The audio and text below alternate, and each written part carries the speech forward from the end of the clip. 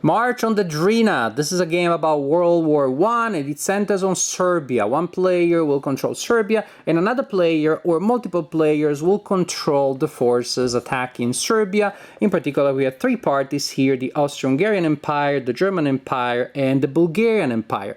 And again, a single player can control them all, or you can split them among multiple players to play the game up to 4 players. The game is also solitaire friendly, and that's how I played it, controlling all sides at the best of my possibilities. During setup, you're supposed to set up secretly, and that's the only thing that really changes. Other than that, there is no secret information, so you can play the game solitaire.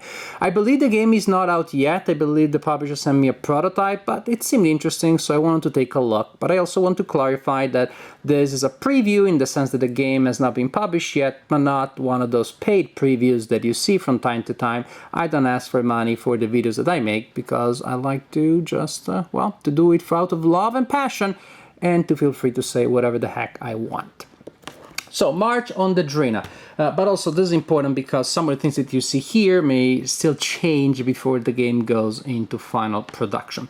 So, we have the board here. This is a full look at the board. It represents Serbia. And then the invading forces will come from 3 directions: from Bulgaria, from Austria-Hungary, and from the German Empire. So that's more or less where they will set up. As you can see, the Bulgaria border in particular is tricky because if they set up here, if they set up here, well, different situations will arise.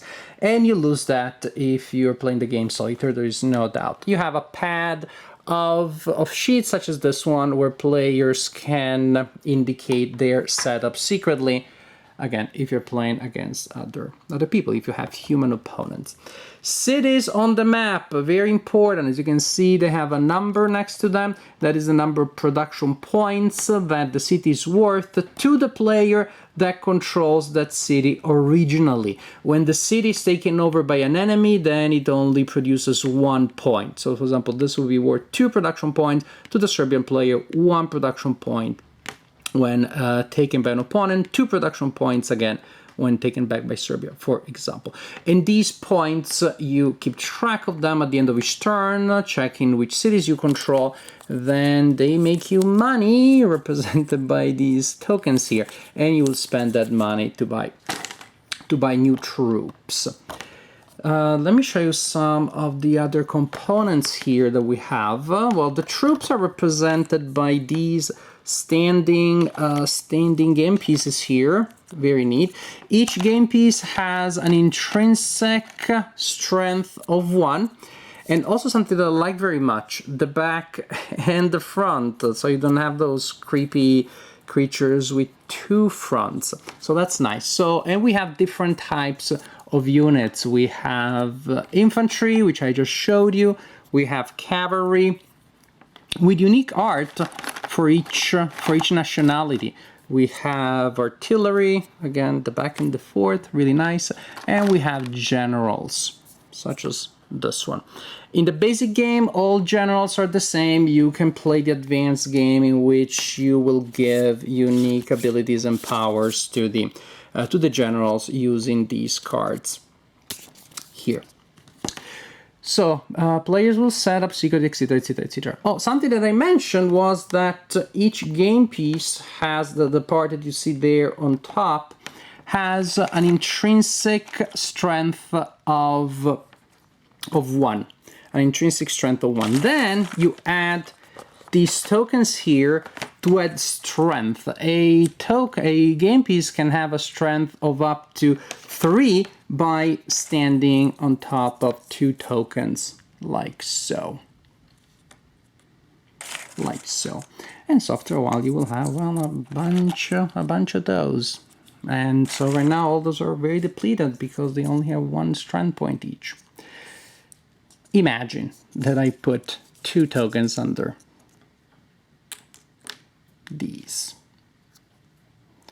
And maybe you start seeing a problem here, because when you have a lot of these pieces next to each other, which will be at the beginning, which will happen when you want to have a strong front, then moving then can become a problem, just because the stacks can be a little wobbly, but also simply because, well, Suppose now I want to move that game piece there. Well, then I need to be very careful not to bump into other things if I want to move it there, and so on and so forth. And so it happens all the time that as I move a piece, another one falls, and as I put it up, another one falls, and so on and so forth. And this is a considerable complaint that I will whine more about in my conclusions. Now, as for gameplay, the game lasts a certain number of turns, and it may end earlier if a player does particularly well, but something that I like very much, the turn track is this calendar. Isn't it cool? So basically, you start here from the beginning of the war. That page of the calendar tells you what special circumstance applies to that turn. Then the players will activate first the Austro-Hungarian party activates, then Serbia, then the German Empire, then the Bulgarian Empire. When all of those parties have activated in that order, you flip the page of the calendar, and that indicates that another turn starts and another condition also applies. This is just such a neat idea. I don't know that I can play other games now anymore without the little calendar, with also the historical information here. Just super neat idea. As for gameplay, it is pretty simple. Let's move things around a little bit so that maybe I can show you some more things about gameplay. Booyah. There we go. Of course something fell. Something often does. As for gameplay, you activate, so when it is your time in the turn to activate your unit, you activate them for movement. Is you activate a unit and then it moves, and if it moves or it stays adjacent to an enemy piece, then it can attack. The exception is artillery. Instead of moving and attacking, artillery attacks and then moves. If it starts moving, it cannot attack that turn. Player rates will tell you when you buy these units, how much they cost, how much they move, and basically everybody moves by 2 with the exception of cavalry that moves by 3. Then game pieces will have an attack and a defense. As you can see, infantry is 2 and 3, better in defense than in attack. Cavalry 3 and 2, better in attack than in defense. Artillery has an attack of 4 and a range of 3, only 1, and the generals have a defense of 4. The generals are used when you buy new units. They have to be placed within a range of 3 axes from a general, and also when you're using the general's unique abilities. To resolve combat, very simple. You total the actual strength of the game piece. In this case, would be 3. Remember, 1 plus 2 because of the tokens. That would be 3. Plus the attack of that type of piece. So infantry attacking, I would add 2. So right now the attack of that one is 5. And then I draw a card from this deck which presents me modifiers. And so, for example, let's say that that attack, I drew that card, so now that attack is 8. The other side will do the same. We add their defense value plus their current strength plus the draw of a card. And you can manipulate how much luck you want by manipulating this deck. The rulebook explains which cards you should remove and which cards you should keep in case you want to have a different range with more or less attack. Once you have the total attack and the total result, then you compare them, and suppose you compare the two results. If it's a tie, both sides lose a strength point. That is, they lose a token. Oh, a game piece fell. That never happens. They lose a token if they have one, or you remove the game piece itself if there were no tokens underneath. So a tie, both players lose a token, and then the attacker retreats. If the defender wins higher total, then the attacker only loses a token and the attacker retreats. If the attacker has the highest total, then the attacker wins, the defender loses a token, must retreat, and the attacker moves into the space where the defender was. That's it. That's the general idea. It's a very simple game. You move turn after turn. Basically, you activate your units only to move and attack or to attack and move from time to time when the calendar tells you different things will apply. For example, from time to time you get to buy new units, or you get to reinforce units by adding tokens. Terrain, most of it doesn't matter. There is some impassable terrain around here. Also, you see these darker areas. Later in the war, a Serbian unit can retreat into one of those, and that represents something happened historically, that some troops retreated into Albania, and then they re-equipped and trained in Greece and came back in force from Greece. So later in the game, the Serbian player can exit units from there, return them from here, and they're stronger, they simply have better stats, and you place a token under their game piece to indicate that they have better stats. In general, this is how you play March on the Drina. So March on the Drina. As I grow old and grumpy and impatient, I'm happy with war games that come with short manuals that are simple and light. This has simply become my favorite kind of war game. I don't have the stamina I had 10 years ago, but that's just the way life happens. So I was very excited about March on the Drina because clearly this is a very simple war game about a topic that they didn't know very much specific about Serbia in World War I. At the same time, after reading the rulebook, I became a little worried that maybe this was too streamlined, maybe so simple and linear that there wasn't enough to keep me entertained for the considerable amount of time that it takes to play the game, because you have many game pieces, you have many turns. It's still a game that's far from a filler. It's going to take you a couple of hours, it's going to take a full evening to play the whole war, as seen from the point of view of Serbia. And ultimately, there isn't really much that you're doing. Each turn, within each turn, and then turn after turn, you're moving and attacking, moving and attacking. Terrain is not a consideration because it doesn't affect combat, so you don't have that fun maneuvering, gonna try to get to that position before the opponent because that's a good defensive position, and so on and so forth.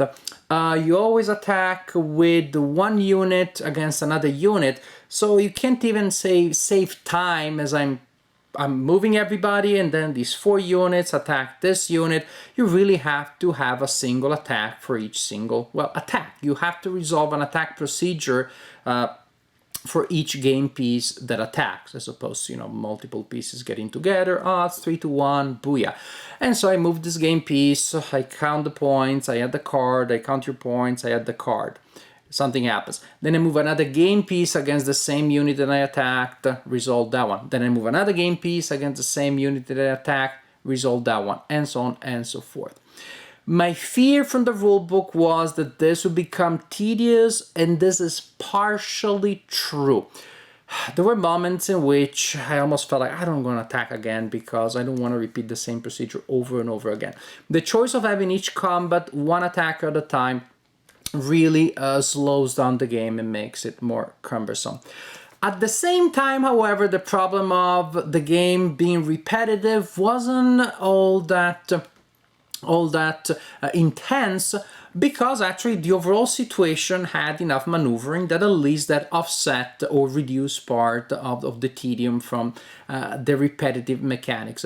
Because I think I had to thank Bulgaria. That really is what makes the design work to me. Because Bulgaria is threatening the flanks, so to speak, of Serbia and can attack in so many different directions. The other two parties are just coming from there. They don't have a lot of maneuverability. They can concentrate their front one way or the other, but it's really Bulgaria that will force Serbia to split forces in different ways to respond to certain emergency. It would be great to put a nice line of defenders against the people that come from the north, but then the Bulgarians are going to take control of almost every town in Serbia. And so there is that element.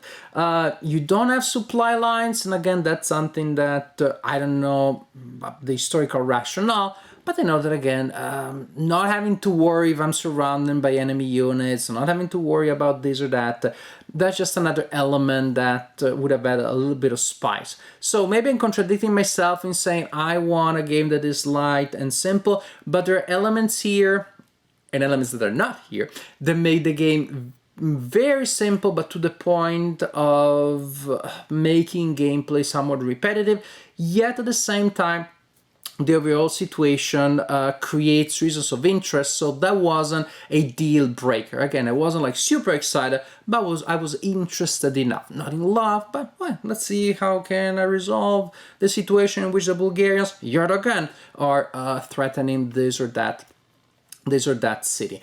The elements of the Serbians that become 2.0, they graduate, that's an interesting element. And again, then you're finally pushing against those Bulgarians again. They really are the most interesting element in the design to me. So gameplay, on one hand, it's repetitive. On the other hand, there are enough options for maneuver here that that the overall game creates enough variety to at least, keep you going until the end of the game. There are interesting decisions here in terms of gameplay. What weakens the game more than anything else, however, and I think you saw that in my video, is the production. The game looks too pretty for its own good. It's great to see those like high-level illustrations, but they look too similar to one another.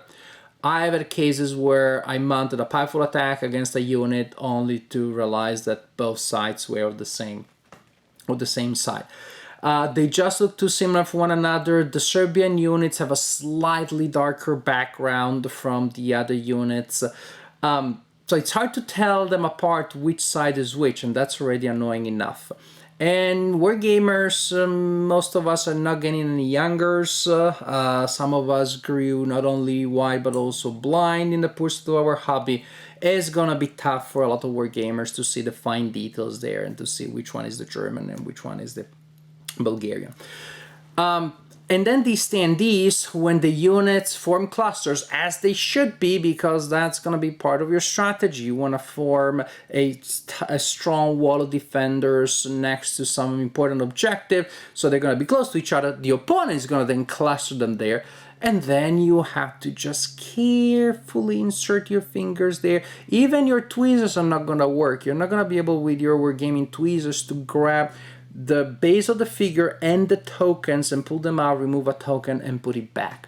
And so I just spent too much time readjusting and moving things around. I hope when the final version comes out that there's at least an alternative to these pretty units that I could use as miniatures in a miniature war game. I like that. But for this game, I'm gonna hope that there is gonna be at least an option to have circular tokens with bright colors, with your NATO symbols. This is infantry, this is artillery, because that's what I want. I want a game that I can easily play. This is infantry, this is cavalry, NATO symbol, bright color in the background to tell me the nationality, and that's it. So a token of that kind on top, 2 tokens for extra strength at the bottom. Then I can move things easily around. At a glance, I know exactly which one is which and where they are, because a game ultimately, if the game looks pretty, that's an added value and can be a great value. But if that goes in the way of playability, to me, that is not a great idea. So March on the Drina, as you may have gathered by now, have pretty mixed feelings. Gameplay is easy, maybe a little too easy, but not too much overall, thanks to the general situation. But production really reduced enjoyment for me. So I hope that they give you at least an option to have a set of components that make the game less pretty and a lot more playable. March on the Drina. This is my general assessment.